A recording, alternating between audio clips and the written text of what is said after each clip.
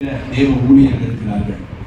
பகுதி நேரமாக வேலைகளை செய்து கொண்டே, உத்தியோகங்களை வைத்துக் கொண்டே, தோட்டத்துறவுகளை பார்த்து கொண்டே ஊழியம் செய்யலாம். அது பொதுவான அழைப்பு.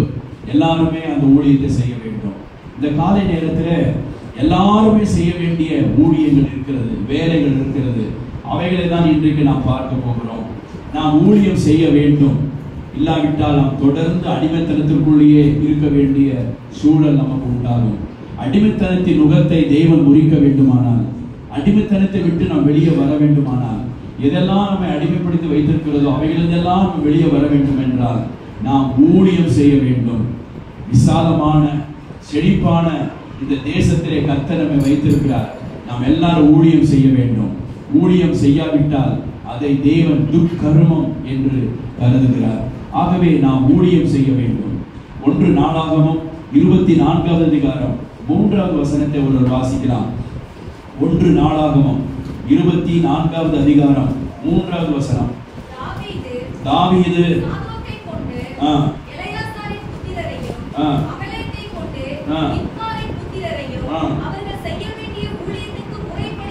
செய்ய வேண்டிய ஊழியத்திற்கு முறைப்படி அவர்களை இந்த காலை நேரத்திலே நாம் ஊழியம் செய்ய வேண்டும். செய்ய வேண்டிய ஊழியத்திற்கு தேவன் நம்மை வகுப்பாராக, நம்மை பிரித்து எடுப்பாராக. இங்கே வந்திருக்கிற அனைவரும் ஊழியத்தை செய்ய வேண்டும். இஸ்ரவேல் ஜனங்கள் எகிப்திலிருந்து புறப்பட்டு வந்தபோது அவர்கள் ஆண்டவர் எப்படி கண்டாராம்? இவர்கள் என்னுடைய ஊழியக்காரர்களே என்று சொன்னார். மோசேயும் ஆரோனையும் மாத்திரம் சொல்லவில்லை. அவர்களால் அவர்கள் வழிநடத்தப்பட்டார்கள்.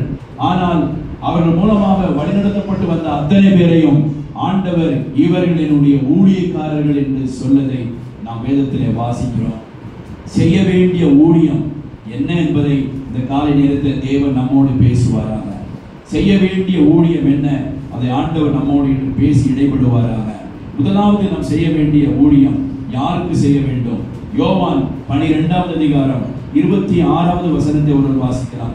யோவான் 12:26. ஒருவன் எனக்கு ஊழியம் செய்வானானால் என்னை பின்பற்ற கடவன். நான் எங்கே இருக்கிறேனோ அங்கே ஊழியக்காரனும் இருப்பான்.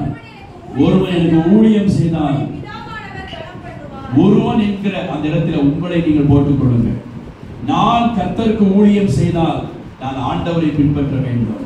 நான் பின்பற்றக்கூட ஊழியத்திலே நாம் பின்பற்ற வேண்டிய ஒரே நபர் கர்த்தராகிய கிறிஸ்து இயேசுவானவர். நாம் யார் ஒருவரையும் நாம் பின்பற்ற அழைக்கவில்லை. நம்மை அழைத்து அபிஷேகம் பண்ணி நம்மை வேறு பிரித்த நமது ஆண்டவராகிய இயேசு கிறிஸ்துவை பின்பற்றி, அவருடைய முறைமையை பின்பற்றி, அவர் வகுத்து தந்த வழிகளை பின்பற்றி, அவர் சொன்ன வார்த்தைகளை பின்பற்றி நாம் முதலாவது கர்த்தருக்கு ஊழியம் செய்ய வேண்டும். இயேசுவுக்கு ஊழியம் செய்ய வேண்டும். ஒருவர் எனக்கு ஊழியம் செய்வானானால் அவன் என்னை பின்பற்ற கடவன். அவரை பின்பற்றி நாம் ஊழியம் செய்ய வேண்டும். அவரை மாதிரியாக வைத்து நாம் ஊழியம் செய்ய வேண்டும். ஸ்தோத்திரம். ஊழியம் பின்பற்ற கடவன். நான் எங்கே இருக்கிறேனோ அங்கே ஊழியக்காரனோ. நீங்கள் ஊழியம் செய்யும் போது ஊழியக்காரர்களாக மாறுகிறீர்கள். இயேசுவுக்கு ஊழியம் செய்யும் போது இயேசுவின் ஊழியர்களாக நீங்கள் மாறுகிறீர்கள். ஒருவன் எனக்கு ஊழியம் செய்தால், ஒருவன் இயேசுவுக்கு ஊழியம் செய்தால் அவனை பிதாவாகிய தேவன் கனமுள்ளார். ஊழியம் என்பது கனமுள்ளது.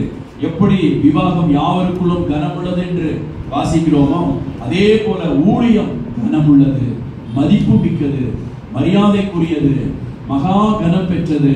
தேவனுடைய பிள்ளைகளே, நீங்கள் ஊழியம் செய்யும் போது நீங்கள் மதிப்பு மிக்கவர்களாக மாறுகிறீர்கள், கனத்திற்குரியவர்களாக மாறுகிறீர்கள், நீங்கள் வெற்றத்தக்கவர்களாக மாறுகிறீர்கள். ஆண்டவர் இயேசு சொல்கிறார், ஒருவன் எனக்கு ஊழியம் செய்தால் பிதாவானவர் அவனை ஆனர் பண்ணுவார், பிதாவானவர் அவனை கனம் பண்ணுவார், கர்த்தருக்கு ஸ்தோத்திரம், மேன்மைப்படுத்துவார்.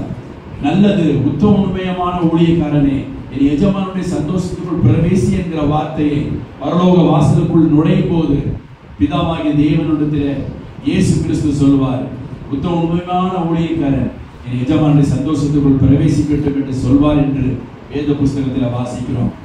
நாம் செய்ய வேண்டிய ஊழியம், கர்த்தருக்கு ஸ்தோத்திரம், தேவனுடைய பிள்ளையே, கிறிஸ்துவுக்கு முதலாவது நாம் செய்ய வேண்டும். கிறிஸ்துவுக்கு நாம் ஊழியம் செய்ய வேண்டும். ஊழியம் என்றால் என்ன? வேலை. வேலைதானே ஊழியம். நாம் கர்த்தருக்கு ஊழியம் செய்ய வேண்டும். இயேசுவுக்கு நாம் ஊழியம் செய்ய வேண்டும்.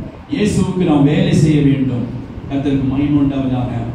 அந்த இயேசு கிறிஸ்துவை பின்பற்றி வந்த ஸ்திரீகள் தங்கள் ஆஸ்திகளினாலே இயேசு கிறிஸ்துவுக்கு ஊழியம் செய்தார்கள் என்று நாம் வேதத்தில் வாசிக்கிறோம். 12 அப்போஸ்தலர்களும் இயேசுவுக்கு ஊழியம் செய்தார்கள். கர்த்தருக்கு ஸ்தோத்திரம். இயேசு என்னெல்லாம் சொன்னாரோ அதெல்லாம் அவர்கள் செய்தார்கள். சொல்ல வேண்டிய இடத்துக்கு போனார்கள். செய்ய வேண்டிய வேலையை சொல்லும் போது அந்த வேலையை செய்தார்கள். இயேசு கிறிஸ்துவுக்கு கடைசி வரைக்கும் 12 பேரும் ஊழியம் செய்தார்கள் என்று வேதத்தில் வாசிக்கிறோம். அவர்களே அல்லாமல் மற்ற 72 பேரை ஆண்டவர் தெரிந்து கொண்டு அவர்களையும் ஊழியம் செய்ய வைத்தார். அவர்கள் போய் ஊழியம் செய்துவிட்டு வந்து வந்து வந்து இயேசு கிறிஸ்துவுக்கு, ஆண்டவரே நாங்கள் இங்கே போனோம், இதை சொன்னார்கள், நாங்கள் அங்கே போனோம், அது நடப்பிக்கப்பட்டது, பிசாசுகள் ஓடியது, நோய்கள் குணமானது, ராஜ்யத்தில் சுவிசேஷத்தை சொன்னோம் என்று அவர்கள் இயேசு கிறிஸ்துவிடத்தில் வந்து கணக்கு ஒப்புவித்தார்கள். இயேசுவுக்கு ஊழியம் செய்தார்கள். ஊழியக்காரர்களாக மாறினார்கள். கர்த்தருக்கு மகிமை உண்டாவதாக. வேத புஸ்தகத்திலே அப்போஸ்தலர் 8வது அதிகாரத்திலே அப்போஸ்தலர் அல்லாதவர்கள் இயேசு கிறிஸ்துவுக்கு ஊழியம் செய்திருக்கிறார்கள். அதை தான் நாம் கவனிக்க வேண்டும். அவர்கள் பிரதான அப்போஸ்தலர்கள் இருந்து ஊழியம் செய்தார்கள். நாங்கள் ஊழியம் செய்ய வேண்டுமா என்று நீங்கள் கேட்கலாம். கர்த்தருடைய இரத்தத்தினாலே கழுவப்பட்டு அபிஷேகம் பண்ணப்பட்ட ஒவ்வொரு தேவனுடைய பிள்ளைகளும் ஊழியம் செய்ய வேண்டும். ஏனென்றால் பந்தி விசாரிப்பு செய்த ஸ்தேவானையும் பந்தி விசாரிப்பு செய்த பிலிப்பையும் ஆண்டவர் ஊழியம் செய்ய வைத்தார். அவர்கள் 2 பேரும் முழு நேர ஊழியர்கள் அல்ல. ஆனால் அவர்கள் 2 பேரும் ஆண்டவராகிய கிறிஸ்து இயேசுவானவருக்கு ஊழியம் செய்தார்கள் என்று பிலிப்புவை குறித்தும் ஸ்தேவானை குறித்தும் வேதத்தில் வாசிக்கிறோம். அப்படிப்பட்ட ஒரு கனமான பெரிய ஊழியத்தை செய்தார்கள். சவுலின் மூலமாக ஜனங்கள் சிதறடிக்கப்பட்டு சபைகள் பாழாக்கப்பட்டு ஒவ்வொரு இடத்திலும் ஜனங்கள் சுற்றி திரிந்த போது, சிதறடிக்கப்பட்ட போது என்ன நடந்தது? அப்போஸ்தலர் 8வது அதிகாரம் 4வது வசனத்தை வாசிக்கும் பொழுது, அப்போஸ்தலர் 8வது அதிகாரம் 4வது வசனம் 3-4 வாசிக்கலாம். சவுல் வீடுகள் தோறும் நுழைந்து புருஷரையும் ஸ்திரீகளையும் இழுத்து கொண்டு போய் காவலில் போடுவித்து சபையை பாழாக்கி கொண்டிருந்த ஒரு கஷ்டமான இக்கட்டான ஒரு சூழல் நேரம். அந்த நேரத்திலே ஜனங்கள் என்ன செய்தார்கள்? 4வது வசனம், இப்பொழுது சபை பாழாகி கொண்டிருக்கிறது, ஜனங்களை காவலில் போடு சிறைச்சாலையிலே போட்டு வைத்தான், ஸ்திரீகளையும் புருஷரையும் இழுத்து கொண்டு வந்தானா. அப்படி சிறைச்சாலையிலே போட்டு வைத்து சபையை பாழாக்கி கொண்டிருந்த நேரத்தில் கொஞ்சம் பேர் இருந்தார்கள். அவர்கள் என்ன செய்தார்கள்?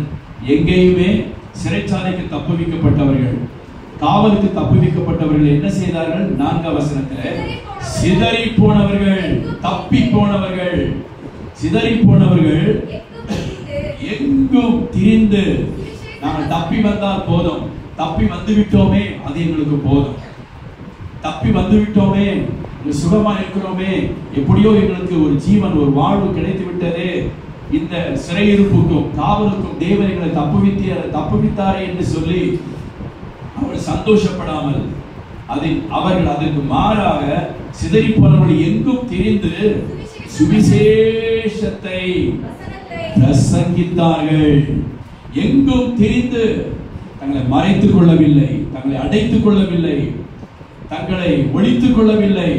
நாங்களும் சிறைச்சாலைகளுக்கு போய்விடுவோமோ என்று தங்களை அவர்கள் காத்துக் கொள்ளவில்லை. அதற்கு மாறாக எங்கும் திரிந்ததை, எங்கும் புறப்பட்டு போகிறத ஒரு பாக்கியமாக எண்ணி போன இடமெல்லாம், சிதறி போன இடங்கள் எல்லாம் கர்த்தருடைய வசனத்தை பிரசங்கித்தார்கள், சுவிசேஷத்தை பிரசங்கித்தார்கள். அப்பொழுது பிலிப்பு என்பவனும் சமாரிய பட்டணத்துக்கு சிதறி போனவர்கள் ஒருவர் தான் பிலிப்பு, சிதறி போன ஒருவர்கள் தான் பிலிப்பு. இவரும் சமாரிய பட்டணத்திலே பிரவேசித்து அங்குள்ளவர்களுக்கு கிறிஸ்துவை குறித்து பிரசங்கித்தான், கிறிஸ்துவை குறித்து ஊழியம் செய்தான். தேவனுடைய பிள்ளைகளே, நானும் நீங்களும் இந்த கடைசி நாட்களிலே கட்டாய ஊழியம் செய்ய வேண்டும். சிதறி போனவர்கள் எங்கும் தெரிந்து, அப்போஸ்தலர்கள் அல்லாதவர்கள், ஊழியர்கள் அல்லாதவர்கள், விசுவாசிகள் எங்கும் தெரிந்து இயேசுவுக்கு ஊழியம் செய்தார்கள். அதில் ஒருவன் பிலிப்பு என்பவன் என்று நாம் இங்கே வாசிக்கிறோம். செய்ய வேண்டிய ஊழியம் உண்டு. முதலாவது நாம் கிறிஸ்து இயேசுவானவருக்கு ஊழியம் செய்ய வேண்டும். கர்த்தருக்கு ஸ்தோத்திரம். ஊழியம் செய்யாமல் போனால் அதை ஆண்டவர் கர்மமாக, துர்க்கர்மமாக கருதுகிறார். ஆண்டவரே, நாங்கள் கர்மத்திலேயும் துர்க்கர்மத்தில் இருக்கக்கூடாது. நாங்கள் அதிலிருந்து மனம் திரும்பணும். நாங்கள் தொடர்ந்து இந்த தேசத்தில் அடிமைகளா இருக்கக்கூடாது. நாங்கள் ஊழியம் செய்யணும். நாங்கள் சோதரர்களாக மாறணும் ஆண்டவரே என்று சொல்லி நாம் இந்த காலை நேரத்தில் நம்மை ஒப்புக் கொடுக்க ஆண்டவர் நமக்கு உதவி செய்வாராக. பாவியான ஸ்திரீ ஒருவள் நலதம் என்கிற பரிமள தைலத்தை இயேசுவின் மேலே உடைத்து ஊற்றி, கர்த்தருக்கு ஸ்தோத்திரம், தன் தலைமுடியினாலே அவள் தன்னுடைய இயேசுவின் பாதத்தை துடைத்து இயேசுவின் பாதத்திலே கண்ணீர் சிந்தி, கர்த்தருக்கு ஸ்தோத்திரம், மிகவும் அழுது அதை தலைமுடியினாலே அதை துடைத்து ஓயாமல் இயேசுவின் பாதத்தை முத்தம் செய்து கொண்டு வந்தாள் என்று நாம் வேதத்தில் வாசிக்கிறோம். இவள் செய்தது எங்குமே அறிவிக்கப்படும் என்று இயேசு சொன்னார்.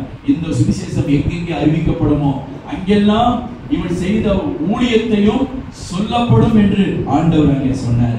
இது ஒரு அருமையான ஒரு ஊழியம். இயேசு கிறிஸ்துவின் பாதத்தில் அமர்ந்து கண்ணீர் சிந்துவது, இயேசுவின் பாதத்தில் அமர்ந்து ஜெபிப்பது, இயேசுவின் பாதத்தில் அமர்ந்து மன்றாடுவது, இயேசுவின் பாதத்தில் அமர்ந்து தேவனுடைய சமூகத்திலே தேவனுடைய விண்ணப்பம் பண்ணுவது, அது தேவன் ஒரு அங்கீகாரமான ஊழியமாக கருதுகிறார். இயேசுவின் பாதத்தில் அமர்ந்து அவர் கண்ணீர் சிந்தினார் என்று வாசிக்கிறோம். அது ஒரு ஜெப ஊழியம், கண்ணீர் சிந்துகிற ஊழியம், இயேசுவின் பாதத்தில் அமர்கிற ஊழியம், இயேசுவின் பாதத்தை முத்தம் செய்கிற ஒரு ஊழியம். கர்த்தருக்கு ஸ்தோத்திரம். ஓயாமல் இயேசுவின் பாதத்தை முத்தம் செய்தாள். அது எதை குறிக்கிறது? ஓயாமல் இயேசு கிறிஸ்துவை குறித்து அறிக்கை செய்வது, இயேசுவை குறித்து இயேசுவை நினைத்துக் கொண்டு இயேசுவை மகிமைப்படுத்துவது, இயேசுவின் பாதத்தை சரணாகதி அடைவது. கர்த்தருக்கு ஸ்தோத்திரம். இயேசுவின் பாதத்தை தன் தலைமுடியினாலே துடைத்தாள் என்று வாசிக்கிறோம். இயேசுவின் பாதத்தைக்கு நாம் ஊழியம் செய்ய வேண்டும். இயேசுவின் பாதத்துக்கு நாம் அடிபணிய வேண்டும். கர்த்தருக்கு ஸ்தோத்திரம் உண்டாவதாக. இயேசுவின் பாதத்தை தன் தலைமுடியினாலே, ஸ்திரீகள் தங்கள் தலைமுடியை எவ்வளவாக பாதுகாக்கிறார்கள், தலைமுடியை எவ்வளவாக கனமாக எண்ணுகிறார்கள். ஸ்திரீகளுக்கு தலைமுடிதானே கிரீடம் என்று அப்போஸ்தலனாகிய பவுல் சொல்லியிருக்கிறார். அப்படிப்பட்ட ஸ்திரீகள் தன் தலைமுடியினாலே இயேசுவின் பாதத்திலே வழிந்த கண்ணீரை துடைத்தாள் என்று வாசிக்கிறோம். கர்த்தருக்கு ஸ்தோத்திரம். தன்னை சரண்டர் பண்ணினாள். தன் தலையை இயேசுவின் பாதத்தில் சமர்ப்பணம் செய்தாள். எண்ணங்கள் நினைவுகளை சமர்ப்பணம் செய்தாள். ஆமென். சுத்திகரிக்கிற ஒரு ஊழியம் இயேசுவுக்கு செய்தான். கர்த்தருக்கு ஸ்தோத்திரம். அவள் தன்னை சுத்திகரிக்கப்படுவதற்கு தன்னை ஒப்பு கொடுத்தாள். ஆண்டவரே, தலைமுடியையே உம்முடைய பாதத்திலே சமர்ப்பணங்கிறேன் என்று சொல்லி தலைமுடியினால் இயேசுவின் பாதத்தை துடைத்தாள் என்று வாசிக்கிறோம். பரிமள தைலத்தை இயேசு தலையின் மேலே ஊற்றினாள் என்று வாசிக்கிறோம். இப்போ இயேசு என்ன சொன்னாரு? இவள் சீசர்கள் சொன்னார்கள், இதை விற்று 300 பணத்துக்கு கொடுத்திருக்கலாமே என்று வீணாக செலவு செய்வாள் என்று சொல்லும் போது இயேசு சொன்னார், இவள் ஒருபோது வீணாக செலவு பண்ணவில்லை. இவளை தொந்தரவு செய்யாதீர்கள், இவளை விட்டுவிடுங்கள், இவள் என்னிடத்திலே நற்கிரியை செய்திருக்கிறாள் என்று சொன்னார். ஆமென். அல்லேலூயா. கர்த்தருக்கு ஸ்தோத்திரம். இயேசுவின் பாதத்திலே விழுந்து அவர் சமூகத்திலே உட்கார்ந்து தேவனுடைய பிள்ளை பாவியான ஸ்திரீயை போல இயேசுவின் நேசத்தை பகிர்ந்து கொண்டு முத்தம் செய்வது இயேசுவின் நேசத்தை பகிர்ந்து கொள்வதற்கு அடையாளமா இருக்கிறது. இயேசுவின் அன்பை பகிர்ந்து கொள்வதற்கு அடையாளமா இருக்கிறது. தேவனுடைய பிள்ளைகளே, நாம் அப்படிதான் அந்த ஊழியத்தை நாம் முதலாவது நாம் செய்ய வேண்டும். முதலாவது ஆண்டவர் இயேசு கிறிஸ்து நம்முடைய சீசர்களை தெரிந்தெடுத்த போது அவர்கள் முதலாவது தம்மோடு இருக்கவும் அதற்கு பிறகு தம்மாலே அனுப்பப்படவும் என்று சொல்லியிருக்கிறார். முதலாவது நாம் அவரோடு இருக்கணும், அவருக்கு ஊழியம் செய்யணும். அடுத்து அவரால் செய்யப்படுகிற சொல்லப்படுகிற காரியங்களை நம்ம செய்ய வேண்டும். முதலாவது இயேசுவுக்கு நாம் ஊழியம் செய்யணும். அப்படின்னா அவர்கிட்ட நம்ம இருக்கணும். ஆமென். ஸ்தோத்திரம். தேவனுடைய பிள்ளைகளே, ஆண்டவருடைய சமூகத்துல நானும் நீங்களும் அவருடைய பாதத்தை முத்தம் செய்யணும். அவருடைய அன்பை நாம் பகிர்ந்து கொள்ளணும், நேசத்தை பகிர்ந்து கொள்ளணும். நமக்கு விலையுயர்ந்தது எது என்று நாம் சரீரத்தில் கருதுகிறோமோ அதை ஆண்டவருக்கு அர்ப்பணிக்கணும். நம்முடைய இருதயத்தை, நம்முடைய ஆவியை, நம்முடைய ஆத்துமாவை, சரீரத்தின் அவயவங்களை இயேசுவுக்கு அர்ப்பணித்து கண்ணீர் விடணும். கண்ணீர் சிந்தினாள், அழுதாள். கர்த்தருக்கு ஸ்தோத்திரம். இயேசுவின் பாதத்திலே அமர்ந்து அழுவது மிகப்பெரிய பாக்கியம். யாருக்குமே கிடைக்காத ஒரு சிலாக்கியம். அப்போ இயேசு நம்முடைய இருதயத்தை நமக்கு வெளிப்படுத்துவார். அப்ப சொன்னாரே, இவள் செய்தது உலகம் முழுவதும் என்ன செய்யப்படும்? அறிவிக்கப்படும். இவள் இடத்திலே நல்ல கிரியை செய்திருக்கிறாள், நற்செயல் செய்திருக்கிறாள். முதலாவது இயேசுவுக்கு நாம் ஊழியம் செய்ய ஆண்டவர் நம்ம ஒவ்வொருவருக்கும் உதவி செய்வாராக. கர்த்தருக்கு மகிமை உண்டாவதாக. இரண்டாவதாக நாம் பரிசுத்தவான்களுக்கு ஊழியம் செய்ய வேண்டும். 1 கொரிந்தியர் 16வது அதிகாரம் 15வது வசனத்தை ஒருவர் வாசிக்கலாம். 1 கொரிந்தியர் 16வது அதிகாரம் 15வது வசனம். சகோதரரே, ஸ்தேவானுடைய வீட்டார் அகாய நாட்டிலே முதற் பலனானவர்கள் என்று பரிசுத்தவான்களுக்கு ஊழியம் செய்வதற்கு தங்களை ஒப்புக் கொடுத்திருக்கிறார் என்றும் அறிந்திருக்கிறீர்களே. 16வது வசனம். இப்படிப்பட்டவர்களும் உடன் வேலையாட்களாய் பிரயாசப்படுகிற மற்ற யாவருக்கும் நீங்கள் கீழ்ப்படிந்திருக்க வேண்டும் என்று உங்களுக்கு புத்தி சொல்கிறேன். 15வது வசனம். சகோதரரே, ஸ்தேவானுடைய வீட்டார் அகாயா நாட்டில் முதல்ல அகாய நாட்டிலே ஸ்தேவானுடைய வீட்டார் முதற் பலனாக அவர் ரட்சிக்கப்பட்டார். அந்த தேசத்திலே அகாய நாட்டிலே இவர்கள் தான் முதல் விசுவாசி, ரட்சிக்கப்பட்ட முதல் குடும்பம். அகாய நாட்டிலே முதற் பலனானவர்கள் இவர்கள். ஸ்தேவானுடைய வீட்டார் என்ன செய்தார்களாம்? பரிசுத்தவான்களுக்கு ஊழியம் செய்யும்படி தங்களை ஒப்புவித்திருந்தார்கள். முதலாவது இயேசுவுக்கு ஊழியம் செய்ய வேண்டும். இரண்டாவது பரிசுத்தவான்களுக்கு அவர்கள் ஊழியம் செய்தார்கள். தேவனுடைய ஊழியர்களுக்கு வந்தவர்களுக்கு ஊழியம் செய்தார்கள். நீங்க வந்து போகிற பரிசுத்தவான்களுக்கு நீங்கள் எத்தனை பேர் ஊழியம் செய்திருக்கிறீர்கள்? எத்தனை பேர் அவர்களை கூப்பிட்டு நீங்கள் உபசரித்திருக்கிறீர்கள்? எத்தனை பேர் அவர்களுக்கு நீங்கள் தண்ணீர் கொடுத்திருக்கிறீர்கள்? ஊழியன் என்ற நிமித்தம் ஆண்டவர் சொன்னாரே, ஒரு கலசம் தண்ணீரை கொடுக்கிற எவனும் தன் பலனை அடையாமல் போகான் என்று சொன்னார். தேவனுடைய பிள்ளைகளே, சீசன் என்னும் நாமத்தின் நிமித்தம் ஒரே ஒரு கலசம் தண்ணீரை கொடுத்தாலும் அவன் தன் பலனை அடையாமல் போகான் என்று ஆண்டவர் சொல்லியிருக்கிறாரே. நாம் எத்தனை பேர் பரிசுத்தவான்களுக்கு ஊழியம் செய்கிறோம்? எத்தனை பேர் பரிசுத்தவான்களுக்கு ஊழியங்களை செய்து கொண்டிருக்கிறோம்? யோசித்து பாருங்க. தேவனுடைய ஊழியர்களுக்கு எத்தனை பேர் ஊழியம் செய்கிறோம்? இயேசுவுக்கு ஊழியம் செய்வது ரொம்ப நல்லது. பரிசுத்தவான்களுக்கும் இயேசுவுக்கு ஊழியம் செய்கிற பரிசுத்தவான்களுக்கு பணிவிடைகள் ஊழியர்களை நாம் எத்தனை பேர் செய்கிறோம்? ஸ்தேவானுடைய வீட்டார் அதை செய்தார்கள், குடும்பமாக அதை செய்தார்கள், பரிசுத்தவான்களுக்கு ஊழியம் செய்தார்கள். இப்படிப்பட்டவர்களுக்கு நீங்கள் கீழ்ப்படிந்தீர்கள் என்று அப்போஸ்தலனாகிய பவுல் கொரிந்திய சபையாருக்கு சொல்கிறார். இப்படிப்பட்டவர்களுக்கெல்லாம் நீங்க கீழ்ப்படிந்திருக்கணும். பரிசுத்தவான்களை யார் உபசரிக்கிறார்களோ, யார் விசாரிக்கிறார்களோ, பரிசுத்தவான்களுக்கு யார் ஊழியம் செய்கிறார்களோ, தேவ ஊழியர்களுக்கு யார் வேலை செய்கிறார்களோ அவர்களுக்கு நீங்கள் கீழ்ப்படிந்திருக்க வேண்டும் என்று அங்கே சொல்லுகிறதை நாம் இங்கே வாசிக்கிறோம். கர்த்தருக்கு மகிமை உண்டாவதாக. தேவனுடைய பிள்ளையே, சாமுவேல் என்னும் பிள்ளையானார். இந்த சின்ன வயதிலேயே ஏலிக்கு முன்பாக அவன் கர்த்தருக்கு ஊழியம் செய்து கொண்டு வந்தான் என்று வாசிக்கிறோம். ஏலிக்கு முன்பாக கர்த்தருக்கு பணிவிடைகளை செய்து கொண்டு வந்தார் என்று வாசிக்கிறோம். ஏலிக்கு அவன் எவ்வளவாக ஊழியம் செய்திருக்கிறான். கதவுகளை சாத்துவதும் தேவனுடைய பிள்ளையே, அது சின்ன வயதிலிருந்தே அவனுக்கு அந்த ஊழியத்தை தேவன் கொடுத்தார். சாமுவேலோடு பேசுவதற்கு தேவன் ஆயத்தமாக இருந்தார். கர்த்தருக்கு மகிமை உண்டாவதாக. அவனுடைய தாயார் அந்த சின்னஞ்சிறு வயதிலேயே விட்டு போய்விட்டால் தேவனுடைய ஆலயத்தில். ஆனால் இந்த சின்ன பையன் சாமுவேல் அவன் ஏலிக்கு முன்பாக நின்று கர்த்தருக்கு ஊழியம் செய்தான். எத்தனை பேர் தேவனுடைய ஊழியக்காரருக்கு முன்பாக நிற்கிறீர்கள்? அவன் ஏலிக்கு முன்பாக நின்று கர்த்தருக்கு ஊழியம் செய்தான்.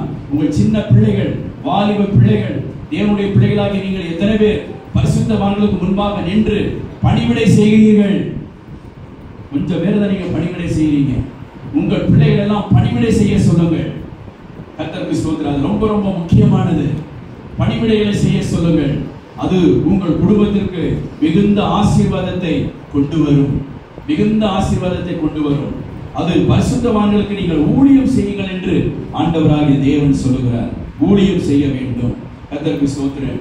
மோசேக்கு ஒரு ஊழியக்காரனாக யோசுவா இருந்தான் என்று வாசிக்கிறோம். மோசே வாலிபன் என்கிற அந்த யோசுவா அவன் மோசேயின் ஊழியக்காரன் என்று வாசிக்கிறோம். யோசுவாவின் புத்தகத்தில் 1வது அதிகாரம் முதல் வசனத்தை ஒருவர் வாசிக்கலாம். யோசுவா 1:1 ஒருவர் வாசிப்போம். யோசுவா 1:1. கர்த்தருடைய தாசனாகிய மோசே மரித்த பின்பு யாருடைய ஊழியக்காரன்? மோசேயின் ஊழியக்காரன். கர்த்தருடைய தாசனாகிய மோசே மரித்த போது கர்த்தர் மோசேயின் ஊழியக்காரனான மோசேயின் ஊழியக்காரன் யோசுவா மரித்த பின்பு கூட அவன் மோசேயின் ஊழியக்காரன் என்று அழைக்கப்பட்டான். கை வைத்து அல்லேலூயா சொல்லுங்க. அல்லேலூயா. எவ்வளவு பெரிய ஸ்லாக்கியம் இது! மரித்த பிறகு கூட கர்த்தருடைய ஊழியக்காரன் என்று அவன் சொல்லப்படவில்லை. எடுப்பிலே முதல் அதிகாரத்திலேயே மோசே கர்த்தருடைய ஊழியக்காரன் என்று அவரை குறித்து சொல்லியிருக்கிறது. கர்த்தருடைய தாசன் என்று சொல்லியிருக்கிறது. கர்த்தருடைய தாசனாகிய மோசே மரித்த பிறகு மோசேயின் ஊழியக்காரனான நூனின் குமாரன் யோசுவாவை நோக்கி முதல் ஊழியம் செய்கிறவர்கள் முழு நேர ஊழியத்துக்கு வந்தாலும் பகுதி நேரம் ஊழியம் செய்தாலும் நீங்கள் பரிசுத்தவான்களுக்கு ஊழியம் செய்ய வேண்டும். அப்படி என்றால் அவன் எவ்வளவாக மோசேக்கு ஊழியம் செய்திருப்பார். மோசே வெளியே போய்விட்டால் போதும், இவர் ஆசரிப்பு கூடாரத்துக்கு போய் அங்கே இருந்து அங்கே ஊழியம் செய்த ஒரு நபராக இருந்தார். யோசுவா என்கிற வாலிபன் ஆசரிப்பு கூடாரத்தை விட்டு நீங்காமல் இருந்தானா? தேவ பிரசன்னத்தை விட்டு நீங்காமல் இருந்தான். மோசே கட்டளையிடுகிறவைகளை எல்லாம், மோசே சொல்லுகிறவைகளை எல்லாம் செய்து முடிக்கிறவன் மோசேயின் ஊழியக்காரன் இந்த யோசுவா. தேவனுடைய பிள்ளையை ஊரும் ஆரோனும் மோசேயின் கைகளை மலையிலே தாங்கி பிடித்த போது அப்ப மோசே சொல்லியிருப்பாரு, இவங்க ரெண்டு பேரும் என் கையை தாங்கி பிடிக்கட்டும், நீ கீழே அமலேக்கியோட யுத்தம் பண்ணு என்று சொல்லி அனுப்பியிருப்பார். இல்ல, நான் கையை தூக்கி பிடிக்கணும், அந்த ஸ்லாக்கி எனக்கு வேணும், நான் உங்க கையை தூக்கி பிடிக்கணும், நான் போய் யுத்தம் பண்ண முடியாது, எனக்கு பயமா இருக்கு, ஆரோனை அனுப்பும், ஊரை அனுப்பும் என்று சொல்லவில்லை. சொன்ன உடனேயே இளம் வயதிலேயே தன்னுடைய கையில பட்டயத்தை சுழற்றினவன் இந்த யோசுவா. இளம் வயதிலேயே ஆண்டவருக்கு என்று தன்னுடைய ஊழியக்காரனுக்கு என்றும் தளபதியாக மாறினவன். கர்த்தருக்கு மகிமை உண்டாவதாக. அங்கே மோசே கரையை உயர்த்த இங்கே அமலேக்கியரை ஒரு யோசுவாவின் தலைமையில இருந்து அத்தனை பேரையும் வெட்டி கொன்றார்கள் என்று வேத புஸ்தகத்தில் வாசிக்கிறோம். கர்த்தருக்கு மகிமை உண்டாவதாக. அதற்கு தனக்கு மேலே வைத்திருக்கிற ஊழியக்காரருடைய ஆலோசனையை கேட்டு அவன் செய்ததினால்தான் யுத்தத்திலே தேவன் அவனுக்கு ஜெயம் கொடுத்தார். கைவிட்டு அல்லேலூயா சொல்லுங்க பார்க்கலாம். அல்லேலூயா. கர்த்தருக்கு மகிமை உண்டாவதாக. பரிசுத்தவான்களுக்கு முதலாவது நாம் ஊழியம் செய்ய வேண்டும். வேத புஸ்தகத்திலே நீங்கள் வாசிக்கும் பொழுது தேவனுடைய பிள்ளையே, எலியாவுக்கு எலிசா தண்ணீர் கைகளுக்கு தண்ணீர் வார்த்தார் என்று சொல்லியிருக்கிறது. முதல்ல கை கழுவுவதற்கு தண்ணீர் ஊற்றுகிற ஊழியம். கர்த்தருக்கு ஸ்தோத்திரம். அவருடைய பேகை சுமக்கிற ஊழியம். கர்த்தருக்கு அவருடைய புஸ்தகங்களை சுமக்கிற ஊழியம். நல்ல கவனிங்க, வஸ்திரங்களை சுமக்கிற ஊழியம். அதுதான் முதல்ல ஒரு ஊழியம் செய்ய வேண்டியது. கர்த்தருக்கு ஸ்தோத்திரம். தாமதம் இல்லாமல் பவுல் அப்போஸ்தலன் அவர் ரட்சிக்கப்பட்ட ஊழியம் செய்த உண்மைதான். ஆனா அதற்கு முன்பு சந்திக்க வேண்டிய நபர்களை போய் பேதுருவை போய் சந்தித்தான். கர்த்தருக்கு ஸ்தோத்திரம்.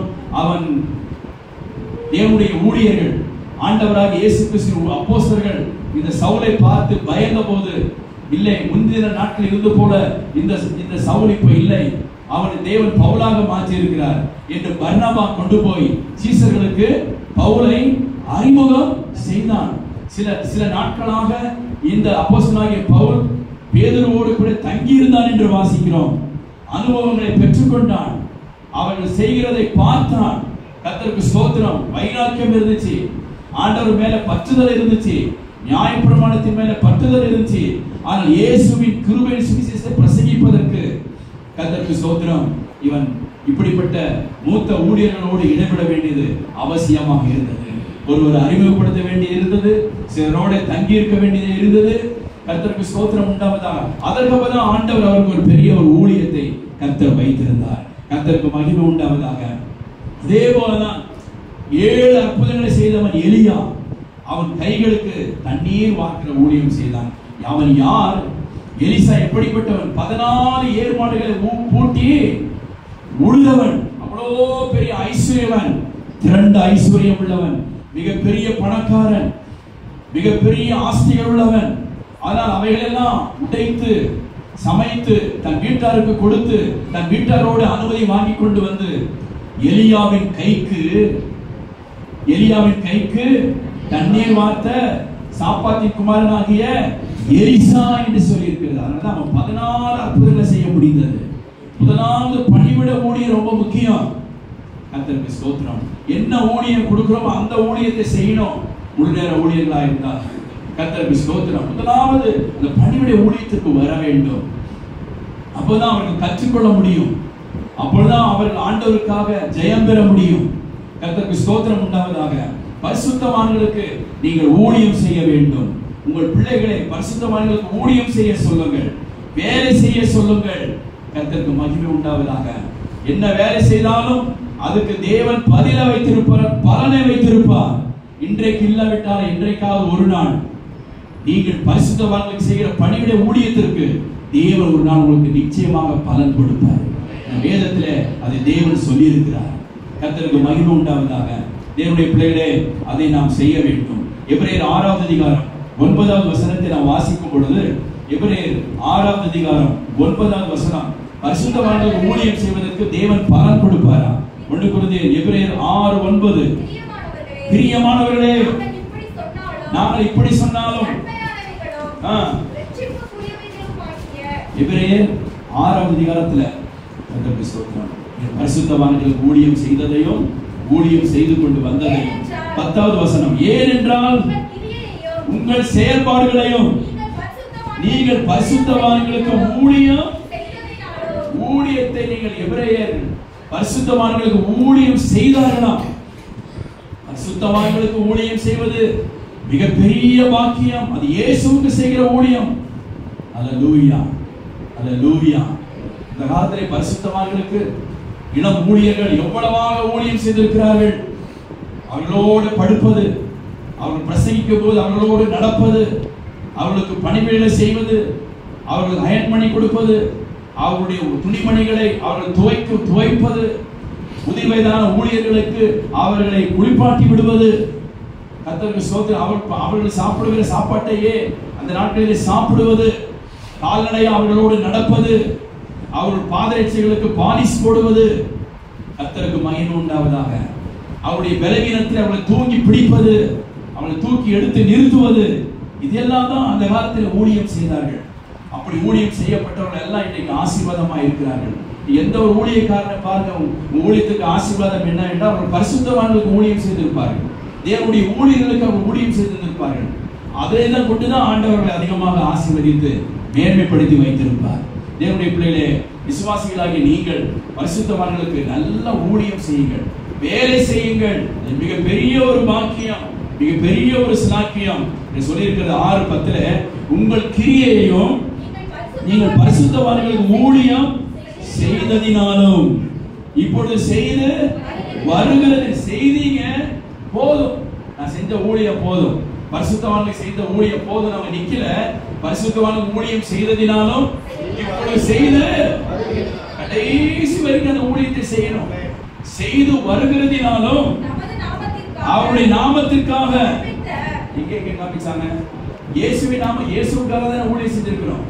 ஆனா பரிசுத்தவான்களுக்கு ஊழியம் செய்தா இயேசுவுக்கு ஊழியம் செய்த மாதிரி, பரிசுத்தவான்களுக்கு நீங்க பணிவிடை செய்தா இயேசுவுக்கு அது மகிமை உண்டாகும். செய்து வருகிறதுனாலும் தமது நாமத்திற்காக காண்பித்த அன்புள்ள பிரயாசத்தையும், இந்த அன்போடு ஊழியம் செய்யுங்க. உருவருப்போடு ஊழியம் செய்யக்கூடாது, தர்க்கத்தோடு ஊழியம் செய்யக்கூடாது. உங்கள் காரியங்கள் எல்லாம் அன்போடு கூட, ஒன்றையும் வாதினாலாவது வீண் பெருமையினாலாவது என்ன செய்யக்கூடாதா, செய்யக்கூடாது ஊழியத்தை. பிலிப்பியர் 2வது அதிகாரத்தில் நாம் வாசிக்கிறோம். பிலிப்பியர் 2வது அதிகாரம் 16வது வசனத்தை வாசிங்க. பிலிப்பியர் 2:16, பிலிப்பியர் 2:16, எல்லாவற்றையும் முறுமுறுப்போடு செய்யணும். ஆனா பாஸ்டர் இந்த வேலையை சொல்லிட்டாரு, செய்யலன்னா அவர் கோபப்படுவாரு, செய்யலன்னா வருத்தப்படுவாரு. அப்படி அல்ல. இது என்ன செய்யணும்? ஊழியம் எல்லாவற்றையும் யாருக்கு சொல்றாரு? 14வது வசனம், நான் வீணாக ஓடினதும் வீணாக பிரயாசப்பட்டதும் இல்லைங்கிற மகிழ்ச்சி கிறிஸ்துவின் நாளில் உண்டாயிருப்பதற்கு ஜீவ வசனத்தை பிடித்துக் கொண்டு உலகத்திலே சுடர்களை போல பிரகாசிக்கிற பிலிப்பிய சபையாரே சொல்றாரு. உலகத்திலே சுடர்களை போல பிரகாசிக்கிற பிலிப்பிய சபையாராகிய நீங்கள் கோணலும் மாறுபாடுமான சந்ததி நடுவிலே நீங்க இருக்கிறீங்க. கோணலும் மாறுபாடுமான சந்ததி நடுவிலே நீங்க எப்படி இருக்கணும்? தவறற்றவர்களும் தேவனுடைய மாசற்ற பிள்ளைகளுமா இருக்கும்படிக்கு எல்லாவற்றையும் முறுமுறுப்பில்லாமலும் தர்க்கிப்பில்லாமலும் பரிசுத்தவான்கள் ஊழியம் செய்யும் போது முறுமுறுப்பில்லாம செய்யணும். முறுமுறுப்போடு செஞ்சா பலன் இருக்காது. தர்க்கம் பண்ணிக்கிட்டே செஞ்சா பலன் இருக்காது. 2வது அதிகாரம் 3வது வசனத்தை வாசிக்கலாம். பிலிப்பியர் 2:3. ஒன்றையும் வாதனை செய்து கொண்டே, அதாவது வாதித்துக் கொண்டே ஒன்றையும் வாக்குவாதம் பண்ணிட்டே ஊழியம் செய்யக்கூடாது. ஒன்றையும் வாதத்தினாலும் வீண் பெருமைக்காக ஊழியம் செய்யக்கூடாது. வீண் பெருமையினாலும் வீண் செய்யாமல் மனத்தாழ்மையினாலே ஒருவரை ஒருவர் தங்களிலும் மேன்மையானவர்களாக எண்ண கடவர்கள். அவனவன் ஊழியம் அவனவன் தனக்கானவைகளையே அல்ல பரிசுத்தவான்களுக்குரியவர்களையும் நோக்குவானாக. பரிசுத்தவான்களுக்கு ஊழியம் செய்ய ஆண்டவர் நாம் ஒவ்வொருவருக்கும் உதவி செய்வாராக. 1 ராஜாக்கள் 19:21 நீங்கள் வாசிக்கும் பொழுது 1 ராஜாக்கள் 19:21 1 ராஜாக்கள் 19வது அதிகாரம் 21வது வசனம். அப்பொழுது அவன் இவனை விட்டு போய் ஓர் ஏர் மாடுகளை அடித்து ஏரின் மரமுட்டுகளால் அவைகளின் இறைச்சியை சமைத்தார். எலிசா சமைத்து ஜனங்களுக்கு கொடுத்தான். அவர்கள் சாப்பிட்ட பிற்பாடு அவன் எழுந்து எலியாவுக்கு பின் சென்று யாருக்கு ஊழியம் செஞ்சான்? யாருக்கு ஊழியம் செஞ்சான்? எலிசா யாருக்கு ஊழியம் செஞ்சான்? எலியா பரிசுத்தவானாக எலியாவுக்கு ஊழியம் செய்தான். அவன் போய் தேவனுக்கு ஊழியம் செய்தான் நான் சொல்லி இருக்கிறது இல்ல. அவன் எழுந்து எலியாவுக்கு பின் சென்று அவனுக்கு ஊழியம் செய்தான். அவன் தேவனுக்கு பின் சென்று தேவனுக்கு ஊழியம் செய்தான். ஊழியத்திற்கு தேவனால அழைக்கப்பட்டு தான் வந்தாரு. ஆனா ஆண்டவர் எவ்வளவு அழகா சொல்லியிருக்கிறார். முதல் ஊழியம் பணிவிடை ஊழியம். உங்கள் முதன்மையா இருக்கிறவன் பணிவிடையா இருக்கிறவன். உங்களிலே தலைவனா இருக்கிறவன் எல்லாருக்கும் பணிவிடைக்காரனாக இருக்க கடவன். ஊழியனுக்கு ஊழியம் செய்யணும். ஊழியனுக்கு ஊழியம். அல்லேலூயா. நான் இருக்கிறேன்னா எனக்கு ஊழியன்னா அவன் ஃபர்ஸ்ட் எனக்கு என்ன செய்யணும்? ஊழியனுக்கு ஊழியம். அவனுக்கு ஊழியம் செய்தான். 2வது ஊழியம் தான் நடக்கணும். நான் மெதுவா நடக்கணும்னா அவசரம் கிடையாது. முதல்ல இந்த ஊழியத்துக்கு வரணும். முதல்ல இந்த ஊழியத்தை சரியா செய்யணும். இந்த ஊழியத்துல கனம் பெறணும். இந்த ஊழியத்துல அது உண்மையை நிரூபிக்கணும். இந்த ஊழியத்துல கீழ்ப்படிதலை நிரூபிக்கணும். இந்த ஊழியத்துல சகிப்பை ஏற்றுக்கொள்ளணும். இந்த பரிசுத்தவான்கள் செய்கிற ஊழியத்துல இதெல்லாம் வரதான் செய்யும். பின்னாடியே தான் வர வேண்டிய நிலைமை இருக்கும். கர்த்தருக்கு ஸ்தோத்திரம். அது வரைக்கும் தேவன் என்னை நிலையில உயர்த்து வரைக்கும் எலிசா எது வரைக்கும் இருந்தான்? அந்த வரத்தை பெற்றுக்கொள்வதற்கு எது வரைக்கும் இருந்தான்? கடைசி எலியா பரலோகத்துக்கு ஏறெடுத்துக் கொள்ளப்படுவது வரைக்கும் இவன் என்ன பண்ணான்? எலியாவையே பின் சென்று போனான். நல்ல ஊழியத்தை நல்லா தெரிஞ்சு வச்சுக்கீங்க. ஊழியம்னா என்னன்னு தேவனுடைய பிள்ளைகள், விசுவாசிகள், ஆவியினாலே நிரப்பப்பட்டவர்கள் அடிப்படைகளை நாம் நன்றாக தெரிந்து புரிந்து வைத்துக் கொள்ள வேண்டும். ஏன்னா நீங்களாம் பல்லாண்டுகளாக விசுவாசிகளாக இருக்கிறவர்கள். அதை அறிந்து நீங்கள் நன்றாக அதை புரிந்து கொள்ள வேண்டும். அப்பொழுதுதான் மற்றவர்களுக்கு நீங்கள் அதை எடுத்து சொல்ல முடியும். தலையாட்டி பொம்மைகளா இருக்காதீர்கள். வசனத்தின் படி வந்துருங்க. கர்த்தருக்கு ஸ்தோத்திரம். இயேசுவின் வசனத்துக்கு நாம் உட்பட்டு அந்த ஊழியங்களை நாம் செய்ய வேண்டும். பட்சம் கர்த்தருக்கு ஸ்தோத்திரம். ஊழியங்கள் என்பது இதுதாங்க ஊழியம். இவைகள் தான் ஊழியம். கர்த்தருக்கு ஸ்தோத்திரம். இவைகளை செய்ய செய்யதான் ஆண்டவர் நம்மை பார்ப்பார். இந்த எலியாவுக்கு பின்னாடி எலிசா போறார். எடுத்துக்கொள்ளப்படுகிற நாள் வந்து விட்டது. வந்த உடனே அங்க ஒவ்வொரு இடமா போறார். பெத்தேலுக்கு போறாரு, கில்காலுக்கு போறாரு, பெனியலுக்கு போறாரு. ஒவ்வொரு இடமா போகும்போது அங்கே 50 தீர்க்கதரிசிகள் இன்னைக்கு கூட சொல்றாங்க, எலிசாவே இன்றைக்கு உங்களுடைய எஜமான் உன்னை விட்டு எடுத்துக்கொள்ளப்படுவார் என்று உங்களுக்கு தெரியுமா? அவன் என்ன சொன்னான்? எனக்கு தெரியும், நீங்கள் சும்மா இருங்க. அங்கிட்டு பெரியல் போறாரு, என்னப்பா நீ ஊழியக்காரனையே எலியாவுக்கு பின்னாடியே போயிருக்காரு, இன்னைக்கு உங்க எஜமான் உன்னை விட்டு எடுத்துக்கொள்ள போறாரு. எனக்கு தெரியும், நீங்க சும்மா இருங்க. அந்த 50 பேர் வந்திருந்தா 50 பேருக்கு அந்த வரங்கள் கிடைச்சிருந்திருக்கும். ஆனா 50 பேர் 50 தீர்க்கதரிசியா அவங்க ஊழியம் செய்ய ஆரம்பிச்சுட்டாங்க.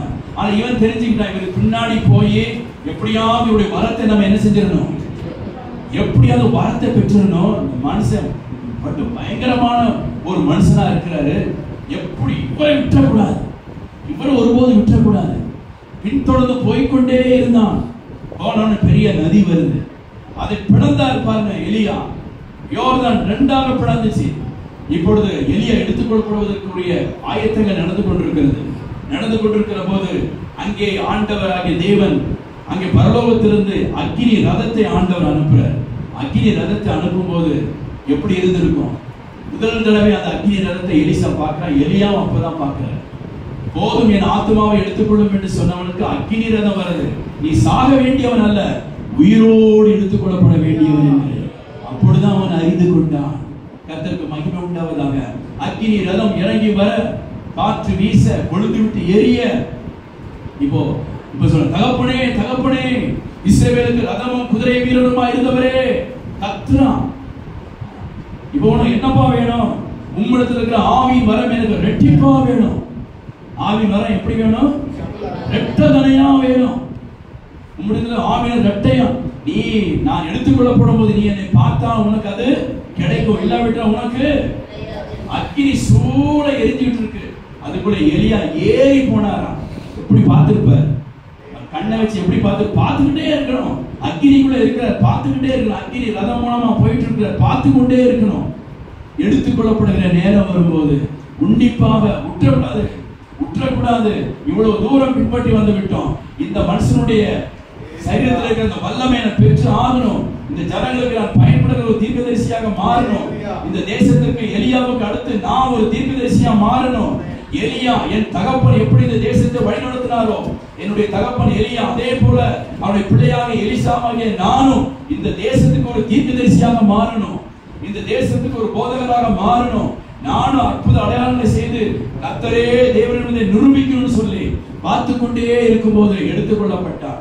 கர்த்தராய் இஸ்ரவேலுக்கு குதிரையும் ரதவீரமானவரே என்று கத்தும் போது மேலிருந்து சால்வை கீழே அவன் விழுந்தது. சால்வை எடுத்துக்கொண்டு மறுபடியும் வந்தான். யோர்தான் கரை புரண்டு ஓடுகிறது ஆறு. அந்த சாவை எடுத்து அவன் எலியாவின் தேவன் எங்கே என்று அடித்தான். கைவிரித்து அல்லேலூயா சொல்லுங்க. எலியாவின் தேவன் அடித்தான், முறுக்கி அடித்தான். யோர்தான் 2ஆக பிளந்து போனது. அதுதான் முதல் அற்புதம். 14 அற்புதங்களை அவன் செய்தான் என்று வேத புஸ்தகத்தில் வாசிக்கிறோம். 1-2 அற்புதங்கள் அல்ல, 14 அற்புதங்களை செய்தான். கர்த்தருக்கு மகிமை உண்டாவதாக. ஊழியர்கள் வந்தா கேளுங்க, நீ எப்படி எல்லாம் ஊழியம் செஞ்சேன்னு கேளுங்க. என்னென்ன பரிசுத்தவான் ஊழியம் செஞ்சேன், இங்கெல்லாம் ஊழியம் செஞ்சேன் கேளுங்க. கர்த்தருக்கு ஸ்தோத்திரம். அந்த அனுபவங்களை கேளுங்க, ரகசியங்களை கேளுங்க. அருமையா சொல்லுவாங்க, இப்படியெல்லாம் ஊழியம் செஞ்சோம், அங்கே ஊழியம் செஞ்சோம், இந்த ஊழியங்களை செஞ்சோம், தண்ணீர் சுமக்கிற ஊழியத்தை செஞ்சோம். கர்த்தருக்கு ஸ்தோத்திரம். என்னன்னா ஒரு பாஸ்டர் பாடுறாங்க, தேங்கனி கோட்டையில் இருக்கிறார், இன்னைக்கு இருக்கிறார், வயசான ரொம்ப வயசானவர். ஊழியத்துக்கு போன 1 மாசம் தங்கியிருந்து 2 மாசம் தங்கியிருந்து ஊழியம் செய்யணும். ட்ரைனிங் போயிருக்கிறேன். கர்த்தருக்கு ஸ்தோத்திரம். அவங்க அப்பா எங்க அப்பா மாதிரி இருப்பாரு. RS இருந்து ரட்சிக்கப்பட்டவர். RS நல்ல ஒரு பதவியில் இருந்தவர் ரட்சிக்கப்பட்டார். எப்படி இருக்கும் பாருங்க. அப்ப எப்படி நடத்தி இருப்பார் பாருங்க, எப்படி நடத்தி இருப்பார். காலையில சாயங்காலம் ஆன அப்படின்னா 9 மணிக்கு ஊழியத்தை முடிச்சு வந்த பின்னாடி சைக்கிள் இருக்கும். சைக்கிள்ல மெயின் NH ரோட்ல போய் அடிப்பப்பல போய் தண்ணியை பிடிச்சி நானும் இன்னொரு பிரதரும் கொண்டு போய் குடகுடமா ட்ரம்மா நிறுத்தணும். அந்த வாசம் அப்படி வேலை வாங்க. கர்த்தருக்கு ஸ்தோத்திரம்.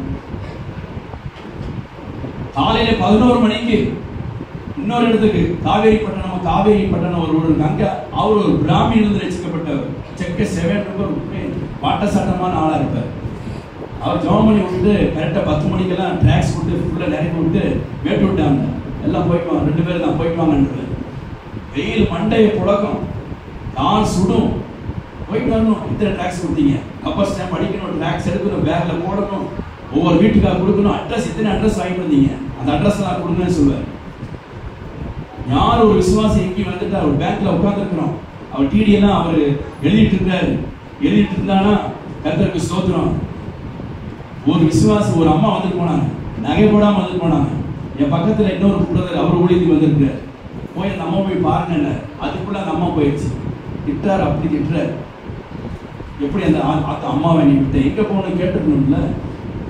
12 மணிக்கு போனா லவ்ன்ற ஒரு இதுக்கு போய் குடிச்சிட்டு அப்படியே வீட்டுக்கு போனா 1:30 மணி 2 மணிக்கு தான் சாப்பாடே கிடைக்கும்.